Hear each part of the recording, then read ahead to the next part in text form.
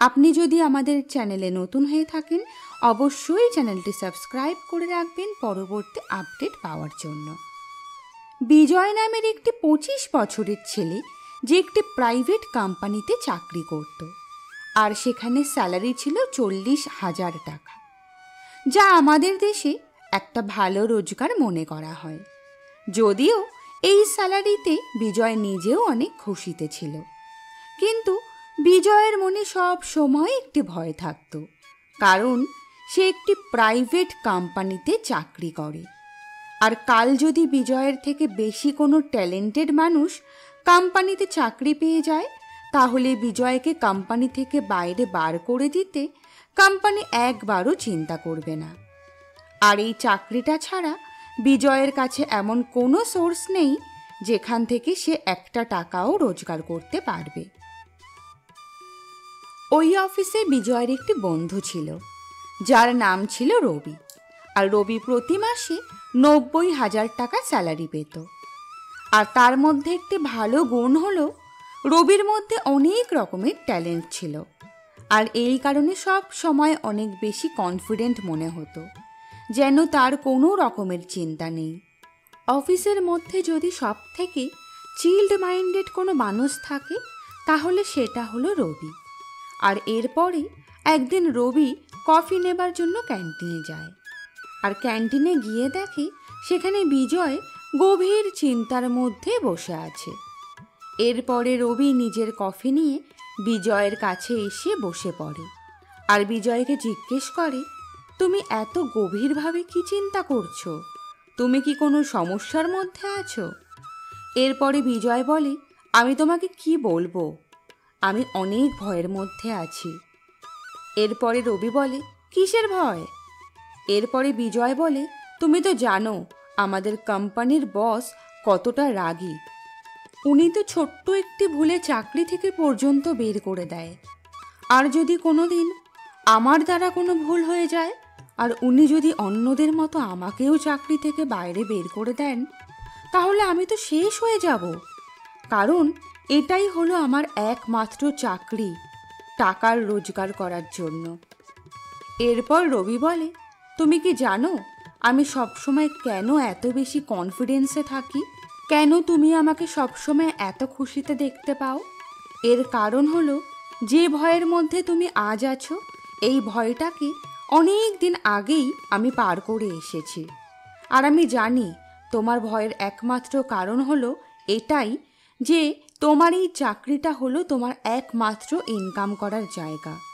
কিন্তু আমার জন্য এমনটা নয়, কারণ আমি অলরেডি আমার জন্য এতগুলো অ্যাসেট তৈরি করে নিয়েছি যে এখন আমার জব সিকিউরিটির কোনো চিন্তা নেই, কারণ এখন আমার মাল্টিপল জায়গা থেকে ইনকাম আসে। এরপরে বিজয় জিজ্ঞাসা করে, সেটা আবার কি জিনিস?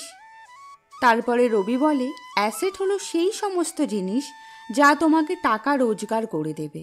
যেমন এখন তোমার একমাত্র অ্যাসেট হলো তোমার চাকরি, কিন্তু সমস্যা হলো এখন তোমার কাছে কেবলমাত্র একটিই অপশন আছে।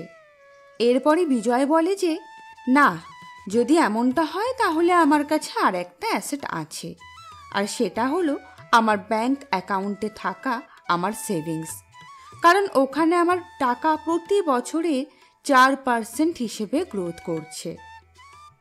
এরপরে রবি বলে, এমনটা তোমার মনে হচ্ছে, কারণ যদি তুমি তোমার সমস্ত টাকা ব্যাংক অ্যাকাউন্টে রেখে দাও তাহলে সেটা তোমার জন্য অ্যাসেট নয়, বরং লায়াবিলিটিস হবে, যা তোমার লস করে দিচ্ছে।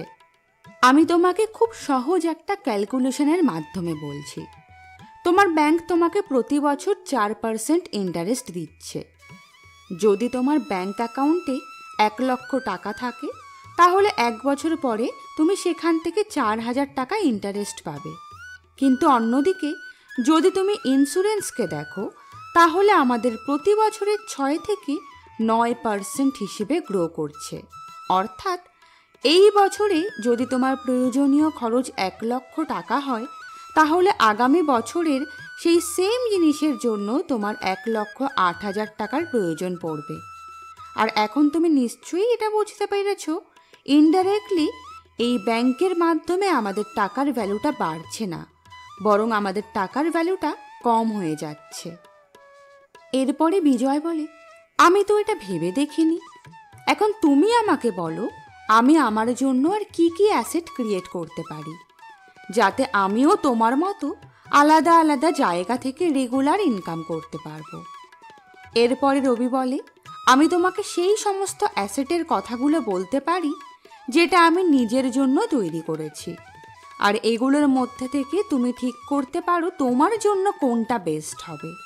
আমার কাছে এই মুহূর্তে 4টে অ্যাসেট আছে যেখান থেকে আমি রেগুলার ইনকাম পাই, যার মধ্যে সবার প্রথম অ্যাসেট হলো আমার এডুকেশন। যখন আমি কোম্পানিতে প্রথম জয়েন করি তখন আমিও এই কথাটা বুঝতে পারি যে চাকরিটা আমার ফিউচারের জন্য 100% সিকিওর নয়। আর তখন আমার কন্ডিশনটাও তেমন ছিল না যেমনটা এখন তোমার আছে। কিন্তু কিছু সময়ের মধ্যে আমি এটা বুঝতে পারি যে যদি এই কোম্পানিতে আমাকে লম্বা সময়ের জন্য টিকে থাকতে হয় তাহলে আমাকে স্কুলের মাস্টার হতে হবে, আর এর জন্য আমাকে কিছু বই এবং কিছু কোর্স কিনতে হবে। যদিও এখানে আমার কিছু টাকা ইনভেস্টমেন্ট করতে হবে, কিন্তু আমি এটা জানতাম এই ইনভেস্টমেন্টটা ভবিষ্যতে আমার জন্য একটি অ্যাসেটের মতো কাজ করবে। আর ঠিক তেমনটাই হয়। ওই বই এবং ওই কোর্সগুলো ভালোভাবে শেখার কারণে আমি হিউম্যান সাইকোলজি থেকে শুরু করে কমিউনিকেশন এবং নেগোসিয়েশনে সব কিছুতে এক্সপার্ট হয়ে যাই। আর এরপর যখন আমি আমাদের কোম্পানির কোনো প্রোডাক্ট বিক্রি করতাম তখন সামনের মানুষের কাছে কোনো কারণই থাকতো না আমাদের প্রোডাক্ট না কেনার। আর এই কারণেই আমি আমার অন্য কলিগদের থেকে অনেক বেশি সেল করতে পারতাম। আর তুমি হয়তো বিশ্বাস করবে না, আমি 1 বছরের মধ্যে 3বার প্রমোশন পেয়েছি। আর আজ তো তুমি আমার পজিশন এবং স্যালারি দুটোই দেখতে পাচ্ছ। এখনও যদি আমার মনে হয় যে আমার আরও কিছু শেখার দরকার, তাহলে সেখানে আমি ইনভেস্টমেন্ট করার জন্য চিন্তা করি না, কারণ আমি জানি এখানে টাকা লাগালে এটা ভবিষ্যতে আমাকে গ্রো করতে আরও সাহায্য করবে। আর এটাই হলো আমার প্রথম অ্যাসেট। দ্বিতীয় অ্যাসেট যেটা আমাকে টাকা রোজগার করে দেয় সেটা হলো ঘোস্ট রেন্টিং। এরপরে বিজয় বলে, ঘোস্ট রেন্টিং সেটা আবার কি জিনিস? তুমি কি ভূতের কাছে থেকে ভাড়া নিচ্ছ নাকি? এরপর রবি বলে, না না, আমি তোমাকে বুঝিয়ে বলছি। তুমি এটা নিশ্চয়ই জানো, যদি তোমার কাছে কোনো ভালো স্পেস থাকে তাহলে সেটা দিয়ে টাকা রোজগার করতে পারবে। কিন্তু রেন্টে দেবার জন্য আমার কাছে তখন এতটা টাকা ছিল না যে 50-60 লক্ষ টাকা দিয়ে আমি নিজের জন্য একটা আলাদা বাড়ি কিনে নেব। আমার তো টোটাল সেভিংস ছিল 10 লক্ষ টাকা, যা আমি প্রায় 2 বছরে জমা করেছিলাম। কিন্তু তারপরও আজ আমি রেন্টাল ইনকাম পাচ্ছি। এরপরে বিজয় অবাক হয়ে জিজ্ঞেস করে, কিন্তু সেটা কিভাবে? রবি বলে, ইন্ডিয়ার পপুলেশন খুব দ্রুত বেড়ে চলেছে, আর এটা দেখে আমি অনেক বছর আগে এটা বুঝতে পেরেছি আগামী সময়ে রিয়েল এস্টেট ডিমান্ড অনেক বেশি বাড়তে চলেছে। মানুষের থাকার জন্য ঘরের প্রয়োজন, কিন্তু প্রতিটা মানুষ নিজের জন্য বাড়ি কিনতে পারবে না। আর এই কারণেই আমি এবং আমার 4টে কলিগ মিলে 10 লক্ষ টাকা অ্যারেঞ্জ করি। অর্থাৎ আমরা 5 জন মিলে 50 লক্ষ টাকা ইনভেস্টমেন্ট করে একটি জায়গা কিনে নিই। সেখানে 5 তলার একটি ফ্ল্যাট তৈরি করি। আর ওই ফ্ল্যাটটা যখন সম্পূর্ণ হয়ে যায়, ফ্ল্যাটের প্রত্যেকটি ফ্লোরকে 13,000 টাকা মাসিক ভিত্তিতে ভাড়া দিয়ে দিই। আর এই 1 থেকে 6 বছর পরে আমিও এই রেন্টাল ইনকাম থেকে 9,36,000 টাকা রিকভার করে নিয়েছি। আর আগামী বছর আমি ফ্ল্যাটের সঙ্গে সঙ্গে সম্পূর্ণ ইনভেস্টমেন্ট রিকভারি করে নেব। আর এরপর ওই ফ্ল্যাটের রেন্টাল ইনকাম হিসেবে যা বাঁচবে তা আমি নেব। তুমি এটা বলতে পারো যে এই 6 বছরে আমার 10 লক্ষ টাকার ইনভেস্টমেন্ট থেকে 9,30,000 টাকা প্রফিট হয়েছে। এছাড়া এখন আমার এই প্রপার্টির দামও অনেক বেশি বেড়ে গেছে। আর একবার তুমি যদি ভেবে দেখো, আমি 10 লক্ষ টাকা এখানে ইনভেস্টমেন্ট না করে ব্যাংকের সেভিং অ্যাকাউন্টে রেখে দিতাম, আর যদি আমাকে প্রতি বছরে 5% ইন্টারেস্ট দিত, তাহলে আমার এই 10 লক্ষ টাকা 6 বছর পরে কম্পাউন্ড হয়ে 13,40,000 টাকা হতো। আর এই কারণেই এই রেন্টাল ইনকাম আমার দ্বিতীয় সবথেকে বড় অ্যাসেট। আর তৃতীয় কনসেপ্ট হলো একটি লিমিটেড এডিশন গোল্ড ওয়াচ, যার দাম হলো 5 লক্ষ টাকা। এরপরে বিজয় পুনরায় জিজ্ঞাসা করে, এটা তোমার জন্য অ্যাসেট কিভাবে হতে পারে? কারণ এখানে তো তুমি টাকা নষ্ট করেছো শো অফ করার জন্য ঘড়ি কিনেছ। আমার ঘড়িটা দেখো, 250 টাকা দাম, কিন্তু টাইম সঠিকই বলে। এরপরে রবি বলে, 3 ইডিয়েট আমিও অনেকবার দেখেছি, কিন্তু এই ঘড়িটা কেনার উদ্দেশ্য শো অফ করা নয়, বরং ঘড়ির সাহায্যে জমির প্রফিট রোজগার করতে চাই। আমি এই ঘড়িটা এই কারণেই কিনেছি, কারণ ঘড়িটা সোনা দিয়ে তৈরি, আর সোনার দাম প্রতি বছরে 10 থেকে 11% হারে বেড়ে চলেছে। আর এই 5 লক্ষ টাকার ঘড়িটা যদি আমি আগামী 5 বছর পর্যন্ত আমার কাছে রাখি, তাহলে ওই সময়ে আমার ঘড়ির মূল্যটা কম্পাউন্ড ইন্টারেস্টের সঙ্গে প্রায় 8,42,000 টাকা হয়ে যাবে। আর অন্যদিকে এটা হলো একটি লিমিটেড এডিশন ওয়াচ, যেটা খুব কম মানুষের কাছে থাকবে, আর এই কারণে এই ঘড়ির মূল্যটা আরও বেশি বেড়ে যাবে। আর এই অ্যাসেট হলো আমার 3 নম্বর সবথেকে বড় অ্যাসেট, যা ভবিষ্যতে আমাকে অনেক ভালো প্রফিট রোজগার করে দেবে। এরপরে বিজয় রবিকে বলে, তুমি আমাকে একটা কথা বলো, এখন তোমার স্যালারি 90,000 টাকা, আর 13,000 টাকা তুমি রেন্টাল ইনকাম পাচ্ছ। এখন তুমি 1,03,000 টাকা প্রতি মাসে রোজগার করছো, কিন্তু এর আগে তুমি কোনো রকম রেন্টাল ইনকাম পেতে না। তখন তুমি মাত্র 2 বছরে 10 লক্ষ টাকা কিভাবে সেভ করেছিলে? তুমি তোমার ফ্যামিলির খরচ কিভাবে চালাতে? আর এর আগে তো তোমার স্যালারি নিশ্চয়ই অনেক কম ছিল। এরপরে রবি হেসে বলে, ওই সময় আমার মাসিক স্যালারি ছিল 50,000 টাকা, আর এটা ছাড়া আমার কাছে অন্য কোনো ইনকাম ছিল না। কিন্তু যেমনটা আমি তোমাকে বললাম, চাকরির শুরুতে আমার মনের মধ্যে এই ভয়টা ছিল যে আমার কাছে তো কেবলমাত্র একটা ইনকাম সোর্স আছে, আর যদি কোনো কারণেই চাকরিটা আমার চলে যায় তাহলে আমার কি হবে? আর যেহেতু আমি নিজেকে আপডেট করার জন্য আলাদা আলাদা রকমের বই পড়তাম, আর সেখান থেকে আমি অ্যাসেট বিল্ডিংয়ের কনসেপ্ট বুঝতে পারি।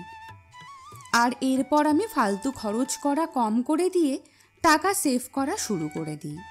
আর তখন আমি 1 বছরের মধ্যে 3 লক্ষ টাকার অ্যাসেট করে নিই। আর এরপর আমি একটি সেকেন্ড হ্যান্ড অটো কিনে নিই, কারণ আমার একটি প্রতিবেশী ছিল যার নাম ছিল সমীর, যার কাছে ওই সময় কোনো কাজ ছিল না, কিন্তু সে খুব ভালো অটো চালাতে পারত। তাই আমি অটো কিনে নিই, সমীরকে রেন্টেও দিয়ে দিই, আর সমীর প্রতিদিন আমার কাছে 700 টাকা করে দিত, যা মাসে 21,000 টাকা হয়ে যেত। যদিও মাঝে মাঝে ওই অটোর পিছনে কিছু টাকা আমাকে খরচ করতে হতো, কিন্তু তারপরও আমার কোনো রকমের ইনভেস্টমেন্ট ছাড়াই আমি প্রতি মাসে ঘরে 18,000 টাকা ওখান থেকে রোজগার করতাম। আর ওই সময় আমার 1 মাসের রোজগার 50,000 নয়, বরং 50,000 প্লাস 18,000, মানে 68,000 টাকা ছিল, যে কারণে আমি অল্প সময়ের মধ্যে অনেক টাকা সেভ করতে পারি। আজও আমার ইনভেস্টমেন্টের মধ্যে 2টো অটো রেন্টে দেওয়া আছে, যার রেন্ট বাড়িয়ে আমি এখন প্রতিদিন 1,000 টাকা করে দিয়েছি। আর সব খরচ বাদ দিয়ে আমি প্রতি মাসে সেখান থেকে এখন 50,000 টাকা পাই। আর এখন যদি আমার সমস্ত ইনকাম আমি একত্রিত করি, তাহলে আমার মাসিক ইনকাম 90,000 টাকা নয়, বরং 2 লক্ষ টাকার কাছাকাছি, সেটাও আলাদা আলাদা জায়গা থেকে। আর ভবিষ্যতে এই রোজগারগুলো আরও বেশি বাড়তে চলেছে, আর এই কারণেই তুমি আমাকে সব সময় এত খুশিতে দেখতে পাও।